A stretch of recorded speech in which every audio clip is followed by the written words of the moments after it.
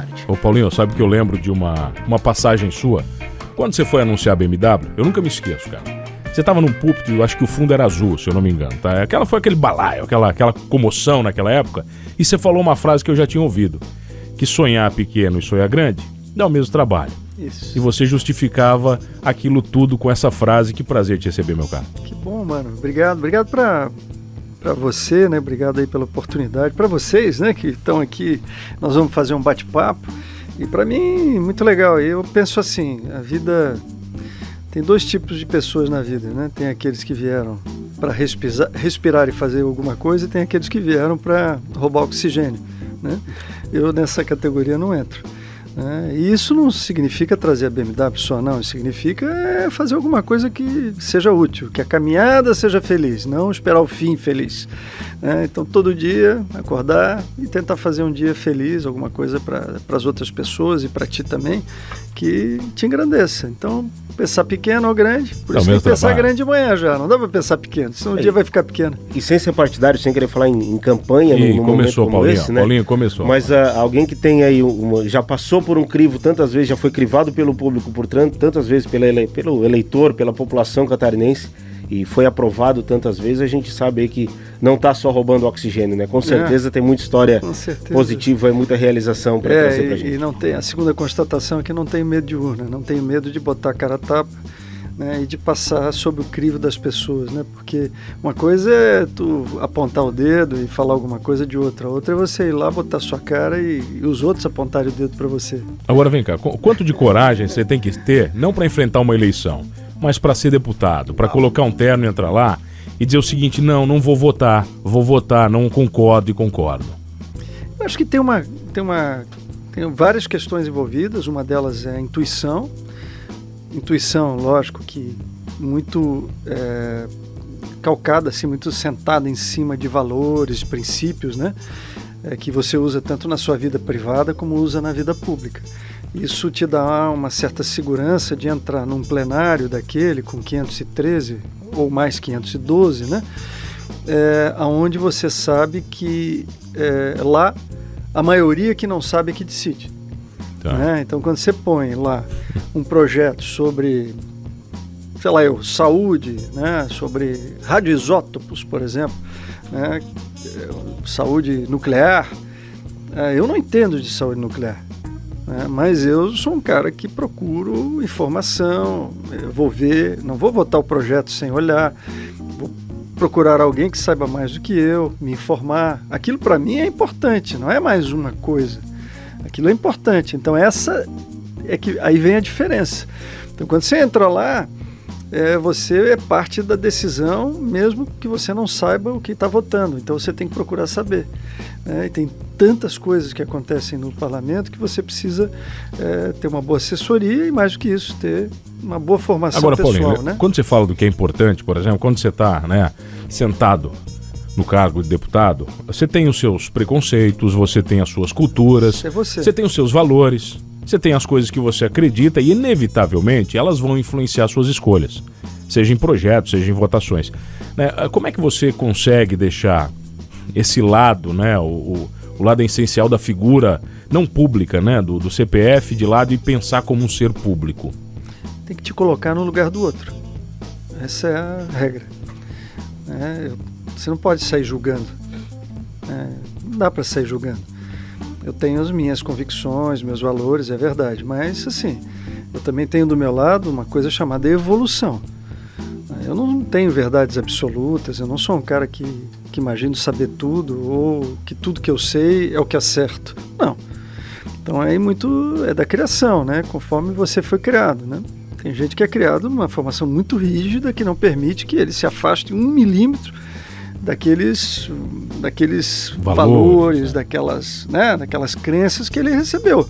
Outros não, procuram, né, dentro, né, da ética, dentro de uma visão de moral também que é importante, né, de sociedade, conseguem transpor isso e todo dia olhar e te colocar no lugar do outro. Então, eu às vezes me pego julgando, até porque eu sou advogado, então a minha profissão ela tem muito essa coisa do julgamento, mas por outro lado, quem sou eu para julgar? Então eu procuro ouvir para me posicionar. Me convenceu, eu não tenho problema nenhum de mudar minha posição, desde que seja uma coisa que bata com meus valores, né? Que seja possível dentro daquilo que eu imagino, né? Então, eu muito tranquilo com isso, né? Eu não tenho problema nenhum de entrar na Câmara dos Deputados com 512 pessoas que pensam diferente, porque lá está a essência do povo brasileiro. Ninguém que chegou lá deixou de ser votado por um dedo ou milhares de dedos que colocaram ele lá. Então, assim, tem pessoas por trás daquele eleito.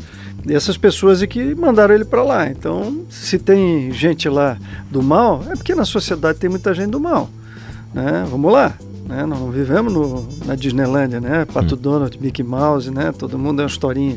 Nós vivemos no mundo real, né? Tem lá a cara do PCC, tem sujeito que é, né, ligado a coisas que eu não concordo, não acredito, mas tem um espectro da sociedade que está representado lá por voto livre e democrático da população brasileira. Então você tem que entender isso. Você parece ser um cara muito polido, assim, muito tranquilo. Você é assim no trato das coisas?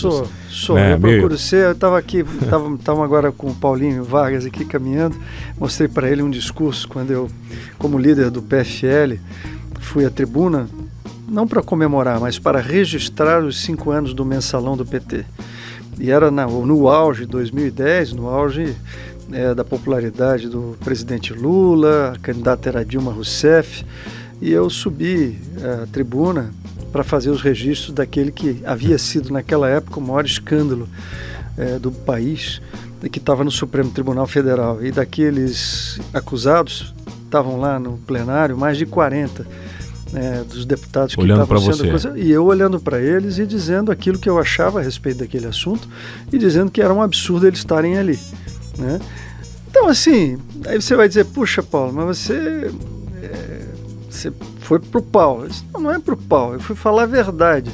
A verdade é sempre fácil e boa de ser falada, né? Desde que você tenha a disposição de falar. Então, assim, naquele momento eu chamei, fui interrompido até por um futuro candidato a senador aqui, um pré-candidato a prefeito, não, pré-candidato a governador aqui de Santa Catarina, que era lá, estava como deputado, ficou me enchendo o saco, e eu fiquei dizendo, tu que protege esses caras que estão aqui dentro, se tu não está envolvido, tu está protegendo, eu não vou proteger. Então a vida é assim, então o parlamento é a essência da discussão nacional, é o principal foco da democracia, porque é onde você vota, né, o voto secreto e o orçamento são os 2 pilares democráticos.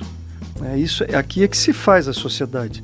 Então é no voto secreto e no orçamento. Como o orçamento está no Congresso Nacional e quem chega lá chega pela mão do voto secreto, é lá que é o poder originário no final do dia, porque tanto o judiciário como o poder executivo, eles têm algumas questões que não dá para resolver. Primeiro, o judiciário, ele não é eleito, ele é escolhido e, portanto, é por concurso ou por indicação, sei lá e não tem renovação, é aquilo que está ali, ok.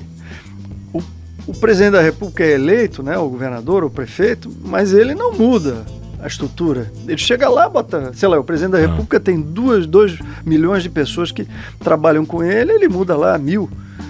Então ele não manda no corpo, né? Ele começa, o legislativo não, lá você pelo voto pode mudar 100% da Câmara, né? Se o povo amanhã decidir tirar todo mundo e botar todo mundo diferente, ele consegue fazer a cada 4 anos. E no Senado 1/3, 2/3.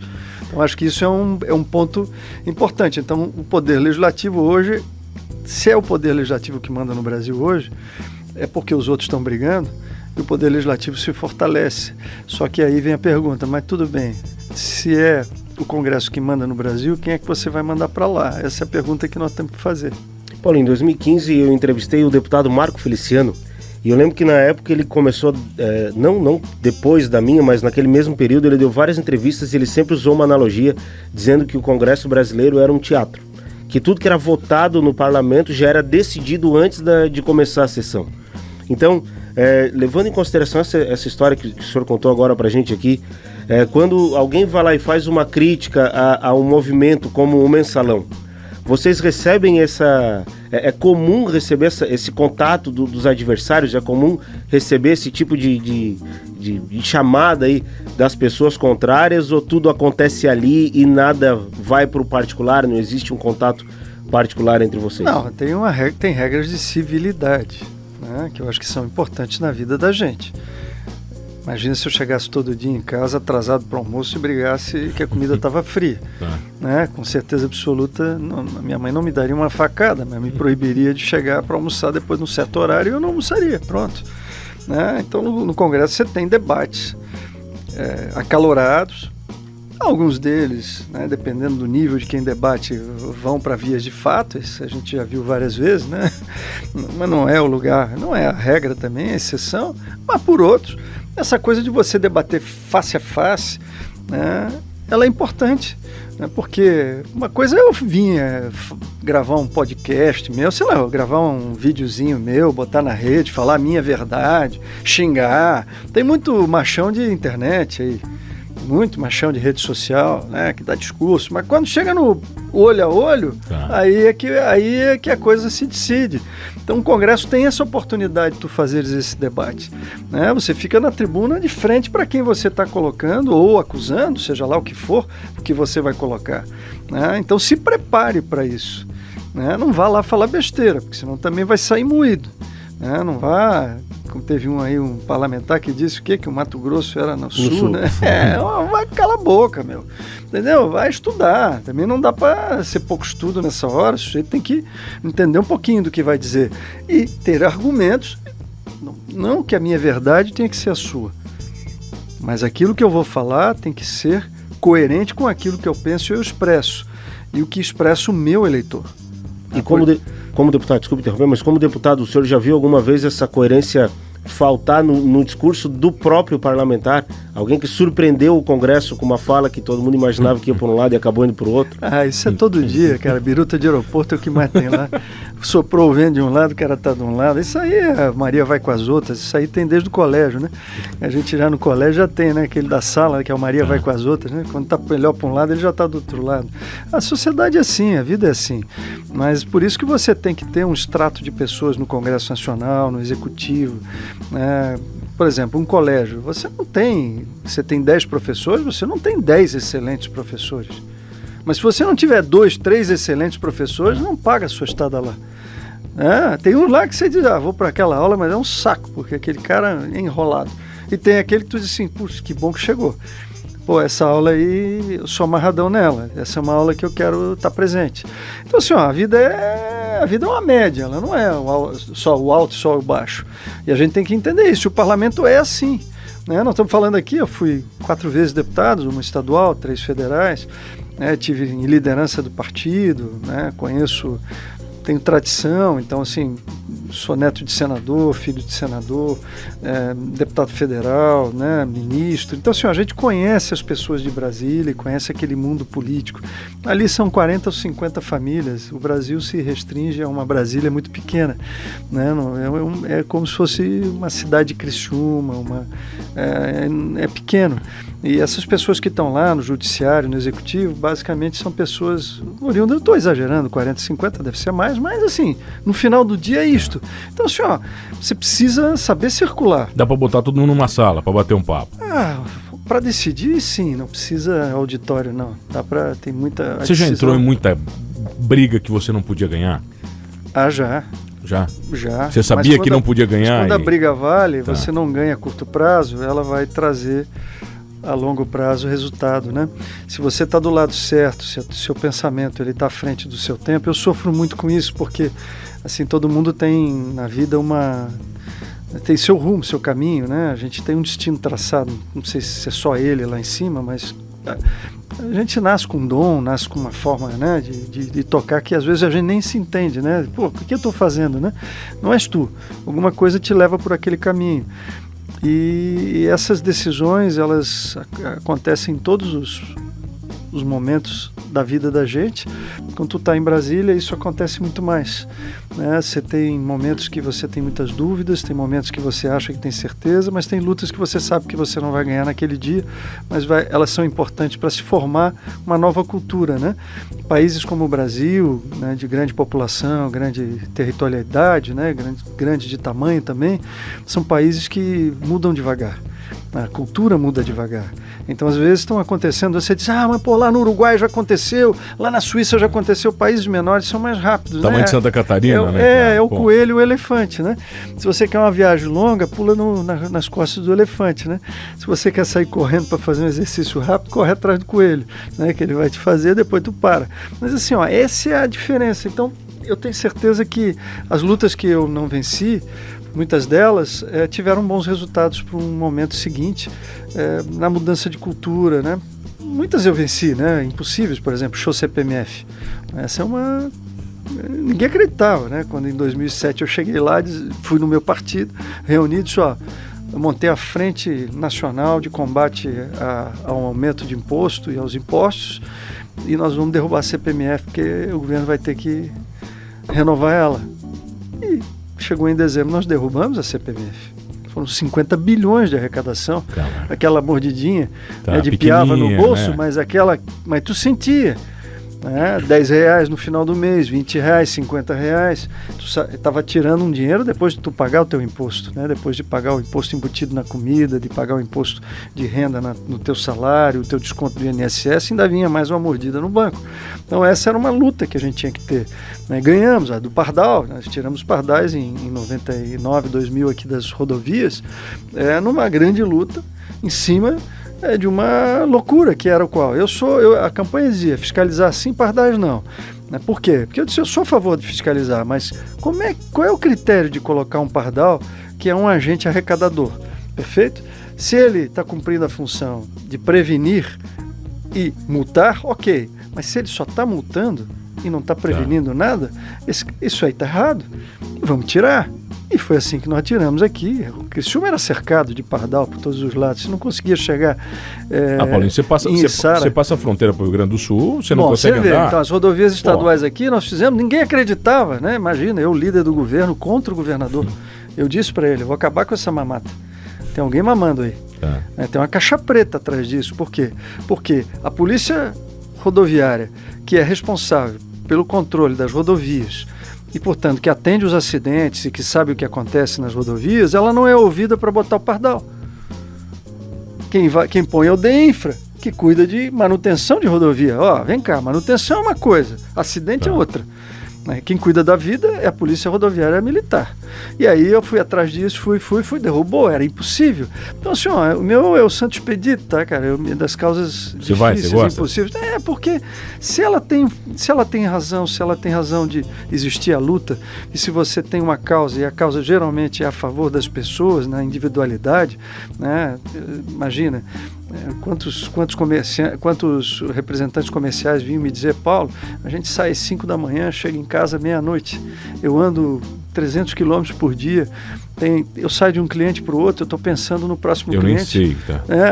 Às vezes chega no final do mês, cara, eu passei ali 2, 3 radarzinhos desses, cara, eu não estou a mais de 90, tá lá, 200 pila, 300 pila, acabou o meu dia de trabalho. Então, assim, tem coisas que não fazem sentido, pelo menos para mim, né? Então, assim, esse combate é um bom combate, mesmo que você perca ele, né? Você, ao levantar essa causa e o combate, você está gerando pelo menos uma discussão que pode um dia trazer um bom resultado. Quem está aqui conosco hoje, Fernando Choque? Paulinho Bornhausen, ex-deputado federal, ex-deputado estadual. Está entrando numa nova missão aí para 2022 e membro aí, integrante de uma das famílias mais tradicionais da política catarinense. Você vai fazer aquelas perguntas capciosas que você falou? Estão separadas aqui para o finzinho. Ele separou. Vamos deixar para o fim. Porque eu não faço pergunta assim, eu deixo para os outros, entendeu? Eu quero que você goste de mim. Você tem que odiar ele. Combinado? Pode ser? A gente já volta. Entrevista, ele vai ver. Aqui no Manos Radio Show.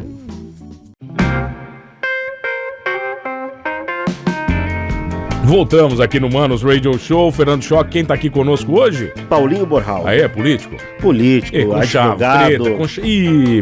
Família treta, tradicional catarinense, né? É treta. Cara conhecido aí, né? Paulinho, corrupção é uma coisa que se fala no Brasil e a gente fala desde a época que o Brasil é Brasil, né? E a corrupção, ela não é só no mensalão. A corrupção, ela tá intrínseca na nossa vida. Como é que você se deparou com ela no Congresso, né? Principalmente, você navegou muito, né?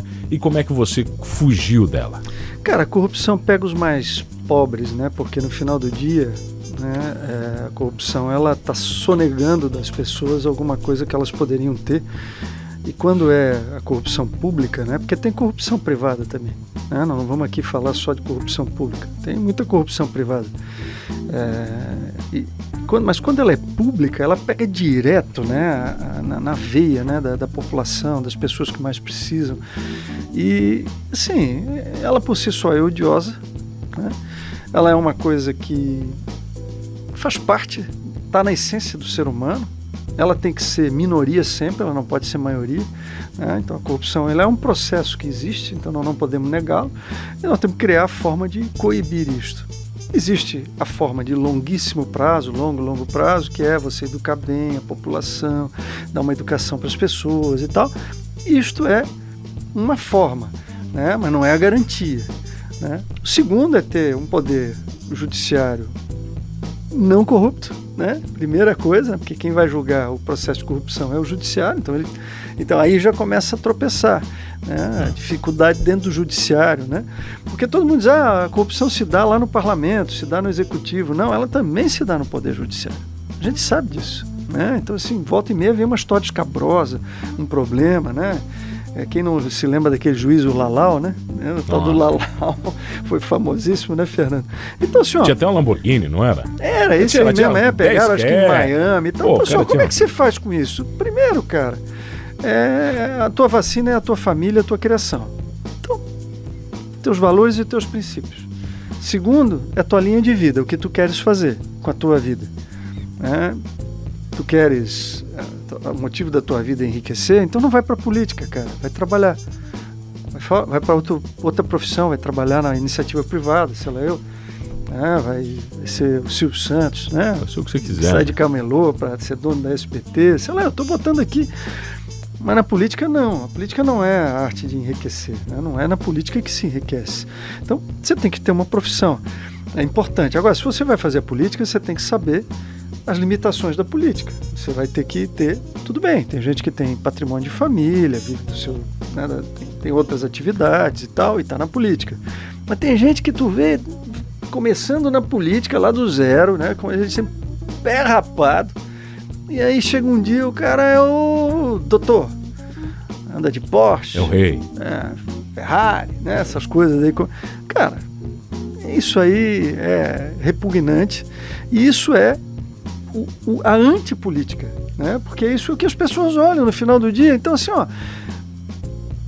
um político começa a fazer sucesso, a primeira coisa que todo mundo diz assim, ele é dono da empresa de ônibus, é dono daquilo lá, não é? Assim, isso é meio que popular, assim, né? As pessoas nominam, mas o tempo é o senhor da razão. Então, assim, ao longo do tempo, você vai vendo, aqui em Criciúma tinha um político, né, que já não está entre nós, o Ademar Guise, né? Esse cara é uma lenda, né? Cidadão, ele fez a vida pública dele, chegou a ministro do Tribunal de Contas, era o mesmo doutor Ademar, era um homem simples. Antônio Carlos Conde Reis, cara que fez a sua vida na política, é quase um sacerdócio, cara. E assim, ajudaram muitas pessoas, né? Outro dia eu fui com o meu amigo Paulinho lá no hospital, no São José, as irmãs quase choram quando falam no doutor Ademar. O doutor Ademar foi meu suplente de senador na eleição de 2002, ele já velhinho, né? Nós andamos muito, eu visitei o Sul inteiro com ele, figura humana, e tu via que ele tinha na essência da política a essência de servir. Agora, a corrupção se combate com polícia, se combate com leis boas, bem aplicáveis, com um judiciário firme, forte, né, que não se dobre, né, aos interesses menores, mas assim, cara, no final do dia é combater, né? Agora, como escapar? Assim, quando eu cheguei no Congresso a primeira vez, eu perguntei pro meu pai, né? Imagina, meu pai era meu guia, meu ídolo. Só que falta você não usar ele, né? Dá licença, né, pô? Como é que eu faço aqui? Eu disse, meu filho, aqui tu faz assim. Aqui tu convive com todo mundo, porque o Congresso é um lugar que você tem que conviver com as pessoas.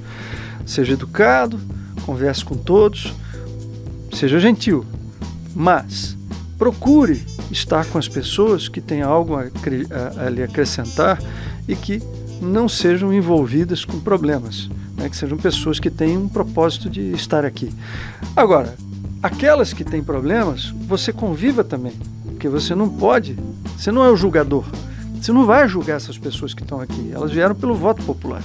Então você trate elas bem. A única coisa é que você não precisa caminhar com elas. É a forma de você se preservar o seu mandato, fazer as coisas corretas. É isso. Então, assim, diga-me com quem andas que direi quem tu és. Ô Paulinho, você consegue me explicar uma coisa que ninguém consegue, cara, no Brasil? Como é que funciona a Petrobras? Você já esteve lá, entendeu? Você consegue me explicar em 30 segundos? Porque Petrobras é uma empresa, como qualquer outra, só que o dono dela é o Estado brasileiro. Ela é uma empresa que tem as mazelas do Estado brasileiro, então super salários.